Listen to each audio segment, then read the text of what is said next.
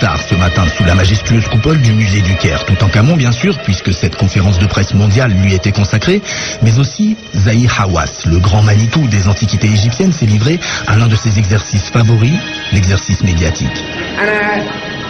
Je suis très heureux aujourd'hui de vous révéler des découvertes archéologiques très importantes, a-t-il commencé, avant de rappeler en arabe puis en anglais ce que l'étude rendue publique hier a déjà dévoilé, que Toutankhamon est mort d'une maladie osseuse combinée au paludisme, que son père serait bel et bien Akhenaton et que l'identité de sa mère, en revanche, demeurait à découvrir.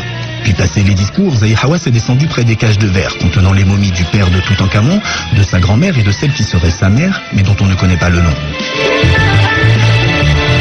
Philippe Charlier, bonjour. Bonjour. Alors, ce n'est pas vous qui avez étudié les restes de Toutankhamon, décrypté son ADN et analysé son groupe sanguin. C'est le célèbre directeur des antiquités égyptiennes qui publie ses résultats dans la revue de médecine américaine JAMA. Vous auriez pu, Philippe Charlier, parce que vous êtes vous-même médecin des morts, pour reprendre le titre d'un de vos ouvrages, paléopathologiste. Alors, quelle est votre réaction à cette analyse ADN de Toutankhamon? D'abord, c'est un geste politique et scientifique très fort. Zahi Hawass a annoncé ses résultats d'abord en arabe et ensuite en anglais.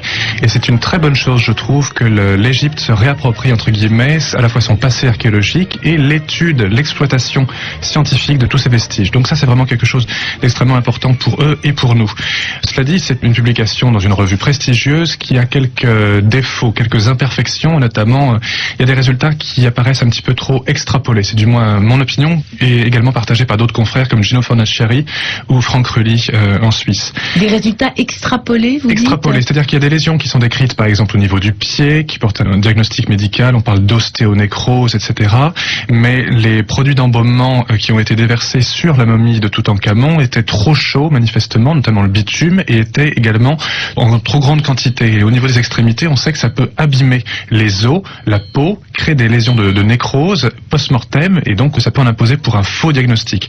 Donc malheureusement, ils ont fait un examen radiographique simplement, ils n'ont pas examiné au microscope, ils n'ont pas fait de microscopie sur ces restes, et c'est fort dommage parce que le diagnostic, il est très superfétatoire. C'est-à-dire, par exemple, quand le directeur des antiquités égyptiennes dit que Toutankhamon avait une maladie génétique osseuse...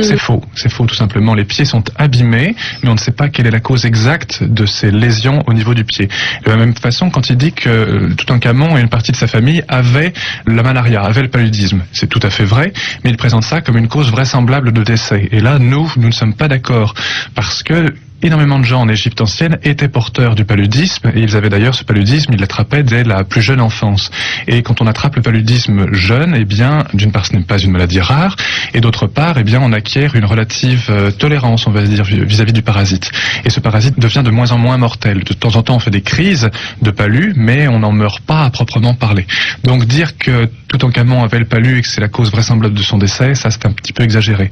Même chose quand il dit, par exemple, qu'on a retrouvé une canne, pas mal de cannes d'ailleurs dans la tombe, et que c'était vraisemblablement en raison de sa boiterie. C'est faux, parce que la canne est un instrument de prestige, et on en trouve énormément dans plein de tombes, à la fois de pharaons, mais également de nobles. Même chose lorsque Zahi Hawass dit qu'on a retrouvé des graines et des aliments qui étaient particulièrement utiles pour traiter la maladie qui avait une vocation antalgique. C'est faux, parce que ces aliments-là, on les retrouve également dans d'autres tombes d'individus qui n'avaient pas les lésions osseuses décrites par Zahi Hawass sur Toutankhamon, et c'est extrêmement fréquent de donner ce genre d'aliments aux morts, c'est pour le nourrir dans l'autre monde, ce qu'on appelle le champ d'Ialou. Donc, il y a des données qui sont réelles, mais malheureusement, on les fait trop parler.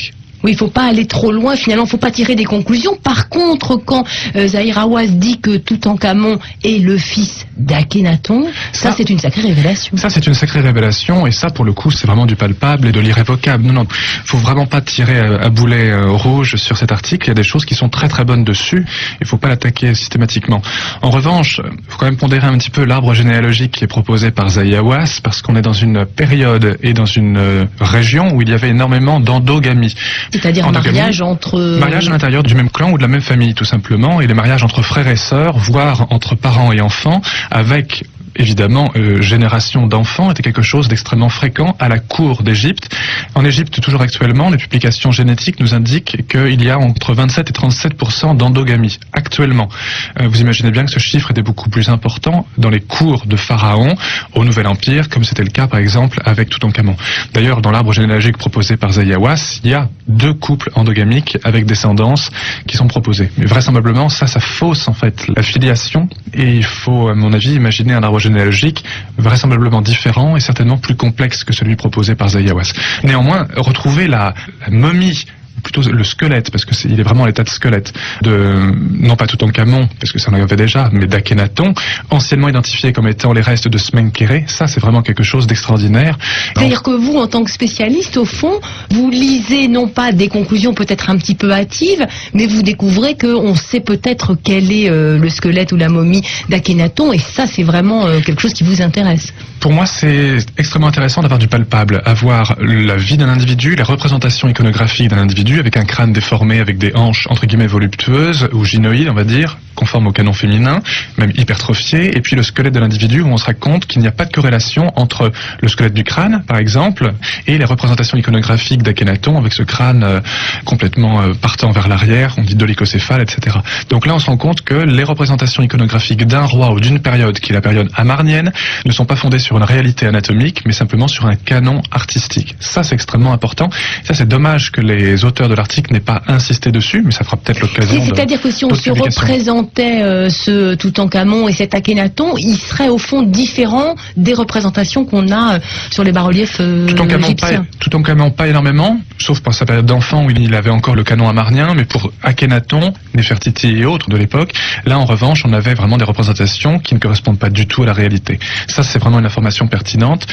C'est une des informations fournies par cet article qui n'est pas si mauvais, il ne faut pas exagérer. Et pour nos auditeurs comme ça, alors comment on pourrait se représenter Akhenaton ? Eh bien, comme un homme normal, tout simplement, mais un homme à peau noire. Hein. N'oublions pas que les Égyptiens avaient une peau noire dans l'Antiquité. Ils l'ont toujours un petit peu maintenant, mais ils l'ont perdu au fur et à mesure des passages des populations sur le sol égyptien. Mais le peuple égyptien, je déteste cette expression négroïde parce qu'elle a des connotations raciales lamentables. Malgré tout, c'est une réalité biologique. Il faut vraiment s'imaginer les individus égyptiens antiques comme ayant une peau noire beaucoup plus que maintenant.